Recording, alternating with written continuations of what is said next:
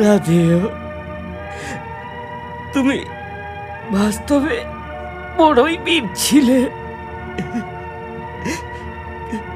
কিন্তু তোমার জীবনকে আমি কখনো সম্মান করিনি রাধেয়, কখনোই সম্মান করিনি। কেবল দুর্যোধনের কারণে তুমি আমার সম্মুখে বসতে পেরেছিলে। হ্যাঁ, আর এটাকে নিজের অপমান বলে মনে করতাম, আর ওই অপমানকে আমি সর্বদাই সহ্য করেছি।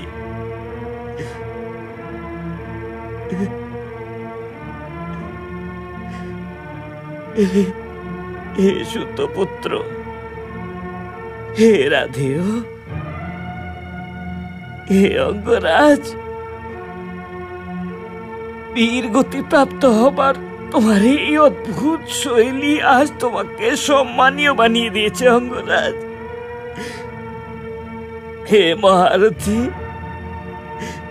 হে দানবীর কর্ণ, আমি গান্ধার নরেশ শকুনি তোমাকে শত শত প্রণাম করছি। যুবরাজ,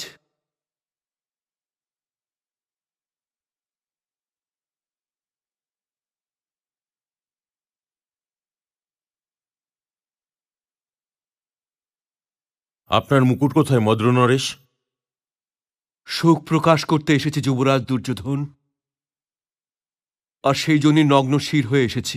আজ রণভূমিতে কেউ এমন গুরুত্বপূর্ণ নেই মদ্র নরেশ, যার শোক প্রকাশ করার জন্য আপনি আমার মিত্র রাধেয়কে একলা ছেড়ে চলে এলেন। আপনার স্থানে কাকে সারথি করে এসেছেন আপনি? সেও কি ওই বাসুদেবের মতন নিপুণ সারথি? কৃপা করে শোক প্রকাশ করবেন না মদ্র নরেশ, যান আমার মিত্রর কাছে ফিরে যান। ও সারথিকে ছাড়া যুদ্ধ করবে কি করে? কিন্তু রথি বিনা সারথি কি করবে যুবরাজ দুর্যোধন? মদ্র নরেশ! না না, বলুন এটা মিথ্যে কথা, বলুন এটা মিথ্যে কথা। ওই পাণ্ডবেরা এই প্রকার মিথ্যে কথা ছড়াতে খুব নিপুণ।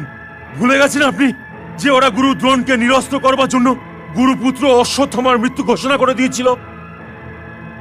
মদ্র নরেশ, বলুন যে আমার মিত্র জীবিত আছে, বলুন যে এই সংবাদ মিথ্যে মদ্র নরেশ। আমি কোনো শোনা কথা বলছি না যুবরাজ, আমি অঙ্গরাজ কর্ণ সারথি ছিলাম। হে গান্ধারী নন্দন, আমি তোমার মিত্র আর প্রধান সেনাপতিকে রক্ষা করতে পারিনি,